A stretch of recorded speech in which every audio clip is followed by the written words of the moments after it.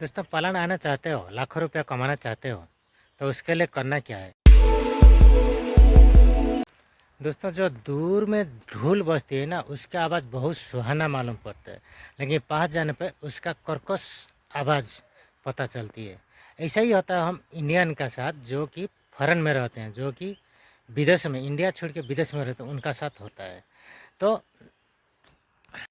नमस्कार दोस्तों, मैं मित्र हूँ, मेरा चैनल मित्र पावर ब्लॉग में आप लोगों को स्वागत करता हूँ। दोस्तों मैं यूरोप में रहता हूँ, पोलैंड कंट्री में। तो चलिए पोलैंड के बारे में कुछ आपको आज जानकारी देता हूँ। अगर पोलैंड आप आना चाहते हो तो यहाँ पे आपको क्या क्या ज़रूरी पड़ेगी, क्या क्या चीज़ आपको जानना ज़रूरी है, क्या क्या चीज़ के साथ आप यहाँ पे आ सकते हो। पोलैंड में कम से कम 6 महीना तो ठंडी रहती है। अभी देखिए धूप चल रही है, लेकिन ये भी कोई बराबर ऐसा इंडिया का जैसा धूप नहीं है, 10-15 डिग्री है। इसमें आपको कुछ होने वाला नहीं है, लेकिन विटामिन डी के लिए आपको धूप में तो घूमना ही पड़ेगा। देखिए कैसे जंगल एरिया है, मैं व्यू भी दिखा रहा हूँ। यहाँ पे देखिए शानदार जंगल है, लेकिन इस जंगल में कोई जानवर नहीं रहती है।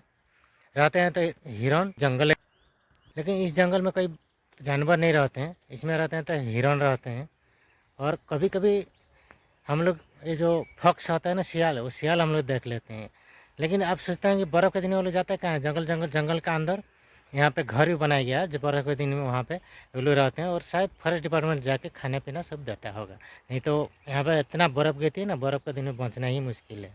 ठीक है ना। चलिए टॉपिक शुरू करते हैं। जैसे मैं बोला, अगर आप पोलैंड आना चाहते हो तो सबसे पहले ज़रूरी चीज़ ये है कि अगर आप घर पे खाना पीना खुद से बनाना नहीं जानते हो तो आप वो सीख लो।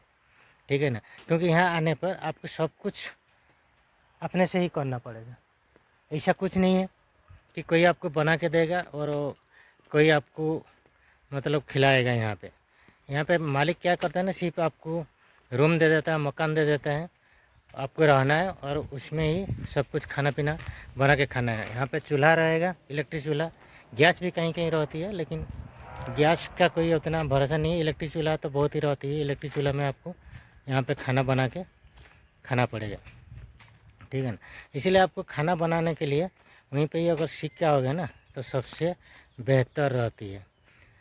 यहाँ पे शेयरिंग करना पड़ेगा एक दूसरे से, क्योंकि अगर आप 5-10 आदमी मिल कर रहते हो तो शेयरिंग करके रहना पड़ेगा, नहीं तो आपको यहाँ पे जीना ही हराम हो जाएगी। ठीक है। और जो भी है, यहाँ पे संडे और सैटरडे दोनों दिन दुकान बाज़ार बंद रहती है। तो छुट्टी का दिन में तो अक्सर बंद ही रहती है। तो आपको पहले ही सामान अपने ही खुद ला के यहाँ पे रखना पड़ेगा, कोई ला के आपको देने वाला भी नहीं है।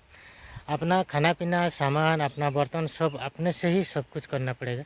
कोई यहाँ पे नौकर चाकर नहीं है। आप नौकर चाकर रख ही नहीं पाओगे, क्योंकि ये लोग उतना यहाँ पे डिमांड करेंगे ना नौकर चाकर के लिए, उतना पैसा आप रख नहीं पाए। आप अकेले नहीं रहोगे, अगर 5-10 आदमी रहोगे। अगर अकेले रहोगे तो आप यहाँ पे किराया प्लस ये सभी काम कुछ भी नहीं कर पाओगे। अगर आप फैमिली के साथ यहाँ पे आना चाहते हो तो सबसे पहले तो आपको यहाँ बिल्डिंग लेना पड़ेगा, अपार्टमेंट लेना पड़ेगा। ठीक है। अगर सेपरेट लेते हो तो सेपरेट आपको सब कुछ करना पड़ेगा। उसमें जो भी रहेगा वही आपको इस्तेमाल करना पड़ेगा। मालिक का तरफ से सब कुछ प्रोवाइड किया जाएगा। उसके साथ में यहाँ पे इलेक्ट्रिक और ये जो प्लम्बर काम, ये सब भी अगर आप सीख लेते हो और अगर मालूम भी रहेगा तो यहाँ पे सबसे ज़्यादा काम आएगा। क्योंकि ये सभी काम के लिए अगर आप इंडिया में कुछ प्रॉब्लम होता है तुरंत बुलाते हैं तो बस फटाफट आ जाते हैं, लेकिन यहाँ पे अगर बुलाओगे तो आपको 1 हफ्ता 10 दिन में लग जाएगी। ठीक है ना। तो इसके लिए अगर वो जानकारी रहेगा तो सबसे बेहतर है। हम लोग का ज़िंदगी में हुआ, हम लोग तो कम से कम 20 आदमी एक जगह में रहते हैं, लेकिन एक बार चूल्हा ख़राब हो गया ना भैया, 10 दिन हम लोग सूखा ब्रेड खा के रहे 10 दिन। क्योंकि यहाँ पे अलाउ भी नहीं होती आप चूल्हा खरीद के ला के बना के खाने के लिए। ठीक है। तो चूल्हा ख़राब हो गया, मालिक को बोला गया, लेकिन मालिक आदमी को भेजते भेजते 10 दिन लग गया। 10 दिन के बाद चूल्हा रेडी किया, तभी हम लोग खाना बनाते हैं अपने से। दोस्तों यहाँ पे इंडियन मार्केट मिलती है, आपको इंडिया का सामान सब कुछ मिल जाएगी, जो चाहिए वो मिल जाएगी। सब्जी से लेके जो भी चाहिए A to Z सब मिल जाएगी। लेकिन आपको इंडियन मार्केट जाना पड़ेगा, इंडियन मार्केट से लाना पड़ेगा। हर सिटी में नहीं रहता है, लेकिन बड़े बड़े सिटी में तो रहता ही है। तो उसके लिए तो प्रॉब्लम नहीं होगा, लेकिन अपने से ही सब कुछ करना पड़ेगा। और ड्यूटी सुबह से लेके शाम तक रहती है। किसी का 8 घंटा, किसी का 10 घंटा, किसी का 12 घंटा रहती है।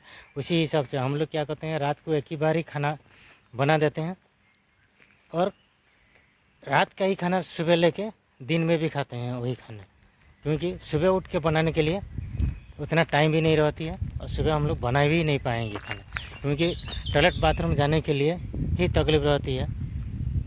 ठीक है, उसके लिए हम लोग सिर्फ बनाते हैं रात को ही और सुबह उठ के उसी को ही लेके जाते हैं, थोड़ा नाश्ता वास्ता करके जो भी लेके जाते हैं। कंपनी में तो कैंटीन रहती है, लेकिन कैंटीन में हमारा इंडियन खाना नहीं मिलेगी भाई साहब, तो उन लोग का खाना मिलेगी, वो आप खा भी नहीं पाओगे।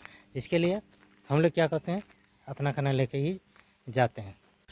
दोस्तों यहाँ पे अगर आपको अच्छी कंपनी मिल गया तो आपका सैलरी भी अच्छी रहेगी, पर आवर्स का हिसाब से यहाँ पे ड्यूटी लगती है, पर आवर्स का हिसाब से आप जितना करोगे उसी हिसाब से आपको तनख्वाह मिलेगी। कोई कंपनी डायरेक्ट आपको मतलब आपका अकाउंट में दे देते हैं, कोई कंपनी टैक्स चोरी करते हैं, आधा पेमेंट आपका हाथ में देंगे, आधा पेमेंट आपको अकाउंट में देंगे। तो दोस्तों ठीक है, आप कुछ अपना घर परिवार के लिए कर सकते हो, कुछ पैसा आराम से कमा सकते हो।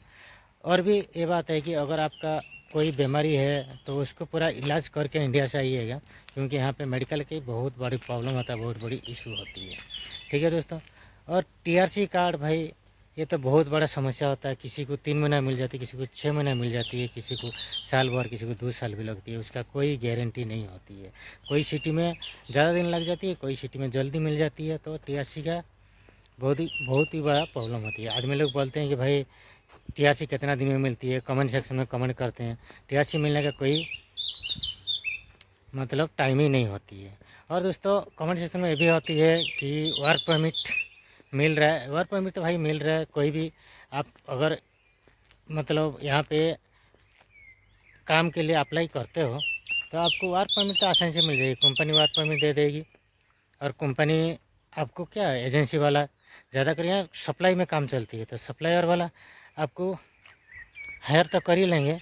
उन लोग को क्या होता है, सप्लाई देने के लिए आदमी को हायर कर लेते हैं, उसके बाद कोई भी कंपनी में डाल देते हैं, कुछ भी काम करना है। लेकिन ये मत सोचिए कि आप वेल्डर फिटर कटर है तो आपको वही काम मिलेगी। ठीक है, आप यहाँ पे आके कुछ भी काम करना पड़ेगा।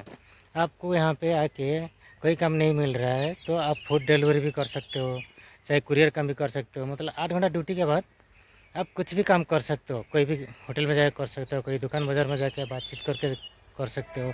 उसके लिए आपका वर्क परमिट में वो मेंशन नहीं होना चाहिए कि आप 8 घंटे के बाद कोई भी काम नहीं कर सकते हो। आखिर ऐसे तो कुछ मेंशन नहीं होती है। आपको अगर करना है तो आप आराम से कर सकते हो, उसमें कोई प्रतिबंध नहीं होती है।